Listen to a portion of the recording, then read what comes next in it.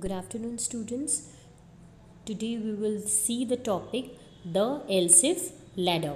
पहले हमने nested if statement, else और nested if हमने 3 देख चुके थे हम लोग. अब हम देखेंगे else if ladder. इसका भी मैंने शॉर्ट आपको बताया था डिस्क्रिप्शन, तो अभी हम डिटेल में देखते हैं.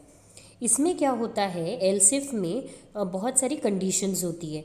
जैसे कि अगर हमें किसी का ग्रेडिंग सिस्टम निकालना है, एग्ज़ाम का रिजल्ट लगाना है, ग्रेडिंग देना है कि 80 to 100 अगर है तो हॉनर्स रहेगा, 60 to 79 फर्स्ट डिवीज़न है, 50 to 59 सेकेंड डिवीज़न है, 40 to 49 थर्ड डिवीज़न है. अगर 0 to 39% मिलता है तो फेल. अगर हमें ऐसा ग्रेडिंग वाला यूज़ करना है कंसेप्ट, तो हम ये else if ladder को यूज़ करते हैं. तो जैसे कि अभी हम देखते हैं यहाँ पे, There is another way of putting it together when multi-part decisions are involved. ये कब यूज़ होता है? जब मल्टी-पार्ट डिसीजन हमें देने होते हैं. तो यहाँ पे ये एग्जाम्पल दिया है जो मैंने अभी बताया, एवरेज मार्क्स है और ग्रेड है. थियोरी आप पढ़ लीजिएगा, ठीक है. उसके बाद इसमें इन्होंने क्राइटेरिया दिया कि 80 to 100 के लिए हॉनर्स होगा, 60 to 79 के लिए फर्स्ट डिवीजन. तो इसको हम else if ladder में प्रोग्राम में कैसे लिखते हैं हम वो देखेंगे. इफ़ लगेगा पहले. इफ़ मार्क्स ग्रेटर देन 79, अगर हमारे मार्क्स 80 रहा तो 80 to 100 हमने इसलिए 79 लेंगे. 79 से ज़्यादा मार्क्स मिलते हैं तो हम उसे ग्रेड हॉनर्स का देंगे. Else if marks greater than 59 तो फर्स्ट डिवीजन. मतलब एल्स इफ में कुछ नहीं, बस आपको कंडीशन लिख दीजिए. Else if marks greater than 49, else if marks less than 39, grade equal to third division. Else अगर उससे भी कम है, थर्ड डिवीजन ये है तो थर्ड. अगर 40 से कम मिल रहे हैं तो फिर तो वो ग्रेड फेल ही है. तो ये सिंपल कंडीशंस है एल्स इफ में. जब हमें ऐसा ग्रेडिंग या फिर हमें मल्टीपल आउटपुट्स चाहिए होते हैं, या उसे कह लीजिए आप मल्टीपल डिसीजंस है हमारे पास, उस केस में एल्स इफ लगेगा. फिर उसके बाद हम क्या लिखेंगे, console dot right line print करने के लिए grade equal two plus grade, क्योंकि कॉन्कैट कर रहे हैं. अब ये हो गया यहाँ तक, ये हुआ सिंपल एग्जाम्पल. ये ऐसे इसमें एल्स इफ यूज़ करते हैं. नेक्स्ट क्या है हमारे पास एग्जाम्पल, देखो. Consider another exam. अब ये कलर्स से रिलेटेड है. If code equal to 1, colour equal to red. Else if code equal to 2, colour green. Else if code equal to 3, colour white. और नहीं तो एल्स कलर येलो. अब देखिए, कोड नंबर्स अदर देन 1, 2 और 3 are considered to represent, other than 1, 2, 3 are considered yellow. अगर ये 3 code के अलावा कोई अगर आता है तो उसको हम येलो बोल देंगे. इसके लिए एक देखो इन्होंने फ्लो चार्ट बनाया है. एंट्री किया स्विच एक्सप्रेशन में, एक्सप्रेशन वैल्यू 1 ब्लॉक 1 में जाएगा, अगर 2 तो एक्सप्रेशन 2 ब्लॉक 2 में जाएगा, नहीं तो डिफ़ॉल्ट ब्लॉक करके स्टेटमेंट एक्स होके एग्जीक्यूट होके बाहर आ जाएगा. ये एग्जाम्पल हो गया. आई होप यहाँ तक कि आपको क्लियर है. लैडर एल्स इफ लैडर क्या होता है, इसमें कुछ नहीं, मल्टीपल पार्ट डिसीजन जब होता है, मल्टी पार्ट डिसीजन, उस केस में हम ये यूज़ होता है. उसके बाद इन्होंने एक छोटा सा प्रोग्राम भी बताया इसके लिए, तो आप इसको भी समझ सकते हैं. यूजिंग सिस्टम हमने नेम स्पेस दिया, class else if ladder, public static void में मेन लिखा, इंट रोल नंबर. देखो इंट हमने एरे बनाया है, roll number equal to roll numbers डाल दिए. इंट एरे मार्क्स में हमने मार्क्स फीड कर दिए, 4 रोल नंबर ले लिए, 4 मार्क्स डाल दिए. कंडीशन डाल दी, for i equal to 0, i greater than equal to roll number dot length i plus plus. If marks of i greater than 79 है तो हॉनर्स होगा. Else if marks greater than 59, तो ये प्रोग्राम फॉर्म में लिखा है, एल्स फेल लास्ट में console. अगर आप ऐसा प्रिंट करते हो तो आपको प्रोड्यूसेस द फॉलोइंग आउटपुट. अब आप मार्क्स देख लीजिए, 1, 1, 1 के लिए हॉनर्स आ गया पहले इसमें, 2, 2, 2 के लिए ये आ गया फर्स्ट डिवीजन, 3, 3, 3 में फेल आ गया क्योंकि 43 हो गया है, वो कम हो गया है. तो ऐसे आपको देना है. 58 है सेकेंड डिवीज़न. तो ऐसा आपको प्रोग्राम बनाना आना चाहिए एल्स इफ लैडर का. सिंपल है. नेक्स्ट आते हैं अभी स्विच स्टेटमेंट में. स्विच स्टेटमेंट क्या होते हैं, देखिए मैं थियोरी पढ़ देती हूँ. We have seen that when one of many alternatives has to be selected, we can design a program using if statement to control the section. However, the complexity of such a program increases dramatically when the alternative increase. The program becomes difficult to read and follow.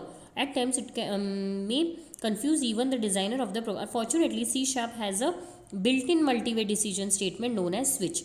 Switch अगर हमें एक जगह से दूसरी जगह switch करना है conditions check करनी है हमें, तो हम स्विच लगाएंगे। जब बहुत सारे हमारे पास कंडीशंस रहते हैं कि केस 1 है, केस 2 है, इसमें अगर है तो ये ग्रेड होगा, मतलब बहुत सारी कंडीशंस जब आती है। The switch statements test the value of a given variable और expression against a list of cases, जो मैंने बताया case values, and when a match is found a block of statement associated with the case is executed. ठीक है, general form क्या होगा, देखिए इसका सिंटैक्स याद रखिएगा। स्विच आपका जो भी एक्सप्रेशन है, जैसे marks greater then 80, marks less then 80, तो केस नंबर वैल्यू 1 जो भी है, ब्लॉक ऑफ स्टेटमेंट ब्रेक। जैसे हमने एलसिफ का यूज़ किया, इसका हम केस स्विच केस यूज़ करके भी हम प्रोग्राम डिज़ाइन कर सकते हैं। Case value 2 block 2 break. Default इसीलिए अगर कोई भी हमारा आउटपुट मैच नहीं कर रहा तो वो डिफ़ॉल्ट में कंसिडर हो जाएगा। अब इसका डायरेक्टली आप प्रोग्राम देखिएगा, थियोरी आप पढ़ लीजिए। देखिए इंडेक्स इक्वल टू, अब इंडेक्सिंग की बात हो रही है, इंडेक्स करना है, देना है हमको मार्क्स बाय 10, 10 के इसमें मार्क्स देने हैं हमको। कैसे हैं देखो, switch index case 10, case 9, case 8, grade honour. ठीक है, ग्रेड हॉनर इंडेक्स हमने दे दिया 10, 9, 8। अगर कब होगा, अगर हमारे ये 8 तक चल रहेगा, ठीक है, तो वो किस में आ जाएंगे, हॉनर्स की कैटेगरी में। फिर हम ब्रेक करेंगे। फिर केस 7 और 6, 70, 79, 60, 16, ये है तो फर्स्ट डिवीजन, फिर हमने ब्रेक कर दिया। फिर केस 5 में लिखा हमने grade equal to second division. कहाँ से कहाँ तक, केस 5 मतलब कौन सा, 50 से 59। अगर किसी को 50 से 59 के बीच में परसेंट है तो हम बोलेंगे उसको सेकेंड डिवीजन आया। अगर केस 4 देखिए, grade equal to third division, case 4 में क्या है हमारे पास 40 to 49, ऐसा अगर आता है तो हम उसको थर्ड डिवीजन बोलेंगे। और केस 4 उसके बाद हमने क्या कर दिया, directly default grade equal to fail break. अगर आपने उसके इसमें 0, 1, 2 कुछ भी ऐसा केस दे दिया तो वो फेल हो जाएगा, क्योंकि इतने कम मार्क्स हो गए तो he will definitely fail. Note that we have used a conversion statement index equal to marks by 10, where index is defined as an integer. The variable integer takes the following integer values. ठीक है, अब इसी चीज़ में देख लीजिए, same is the case with, ये मैंने बता दिया ना कि the first 3 cases will execute the same statement. अगर 3 केस 10, 9, 8 के लिए सेम रहेगा, तीनों में से कोई भी रहेगा तो वो हॉनर्स ही आउटपुट में ग्रेड देगा। ठीक है, 7 और 6 केस में फर्स्ट डिवीजन देगा, 5th में सेकंड देगा, 4th में थर्ड डिवीजन, और उसके बाद जो भी रहेगा वो फेल डायरेक्टली आउटपुट में आएगा। इसका आप अगर प्रोग्राम में लिखते हैं इसको तो कैसे लिखते हैं, देखिए प्रोग्राम में नहीं, सॉरी, इसको आपने लिख दिया। अब हम इसी का स्विच केस का इस्तेमाल करके एक प्रोग्राम लिख रहे हैं यूजिंग सिस्टम। इसको भी आप स्विच केस में प्रोग्राम लिख सकते हैं, but just for time saving मैंने एक दूसरा प्रोग्राम लिया है। Class city guide public static wide main, select the choice control, और ये प्रिंट करेगा आपकी चॉइस। अब क्या है देखिए, सिटीज़ के नाम है, लंदन है, बॉम्बे है, पेरिस। अब जो भी रहेगा टाइप योर चॉइस, जो भी आपकी चॉइस रहेगी, केस डाल देंगे हम, स्विच केस का यूज़ करें। स्विच नेम अगर बॉम्बे डाल दिया आपने तो वो किस में आ गया, गाइड 5 ब्रेक, इसमें इन्होंने गाइड का यूज़ किया। अगर लंदन है तो गाइड 10 में, पेरिस है तो गाइड 15 ब्रेक डिफ़ॉल्ट। और डिफ़ॉल्ट अगर कुछ भी नहीं है हम तो इनवैलिड चॉइस करके वो ब्रेक कर देगा। आउटपुट में आपको, आपने लंदन डाला है तो लंदन, बॉम्बे, पेरिस, और इसके अलावा कोई अगर चॉइस डालते हैं आप तो वो ब्रेक कर देगा, इनवैलिड चॉइस।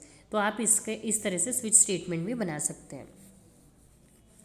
और इसको रीड करने के लिए देखिए, ये स्ट्रिंग में है, बॉम्बे वगैरह ये क्या एक स्ट्रिंग है, इसलिए string name equal to console dot read line, ताकि हमें आउटपुट में शो हो सके।